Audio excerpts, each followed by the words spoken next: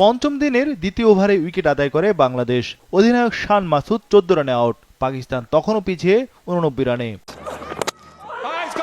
নাহিদের গতিতে আরও একটি উইকেট। বাবর আজম করেন 22 রান। 140 কিলোমিটারের বেশি গতিতে বল করে ব্যাটারদের বিপর্যস্ত করে রেখেছিলেন নাহিদ রানা। এরপর দৃশ্যপটে সাকিব। ক্যারিয়ারে প্রথমবারের মতো 0 রানে আউট সৌদ শাকিল। তখনও 50 রানে এগিয়ে বাংলাদেশ। 4 উইকেট তুলে পাকিস্তানকে চাপে ফেলে টাইগাররা। ক্রিজে এসে ওয়ানডে স্টাইলে ব্যাট চালান মোহাম্মদ রিজওয়ান। ওপেনার আব্দুল্লাহ শফিকও দারুণ সঙ্গ দিচ্ছিলেন। আবারও সাকিবের আঘাত।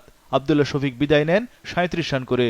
দলীয় 104 রানে পঞ্চম উইকেট পতনের পর আশাবাদী হয়ে ওঠে বাংলাদেশের সমর্থকরা। আঘা সালমান গোল্ডেন ডাক। 105 রানে পতন পাকিস্তানের ষষ্ঠ উইকেটের। উইকেট নেন মেহেদী হাসান মিরাজ। জয়ের স্বপ্ন টাইগারদের। 6 উইকেটে 108 রান নিয়ে লাঞ্চে যায় পাকিস্তান। বাংলাদেশ তখনও এগিয়ে 9 রানে।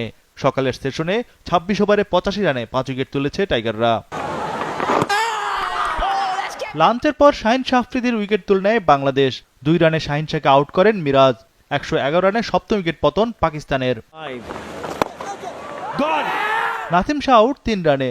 সাকিবের তৃতীয় উইকেট শিকার। 118 রানে পাকিস্তানের অষ্টম উইকেট পতনে জয়ের স্বপ্ন টাইগারদের।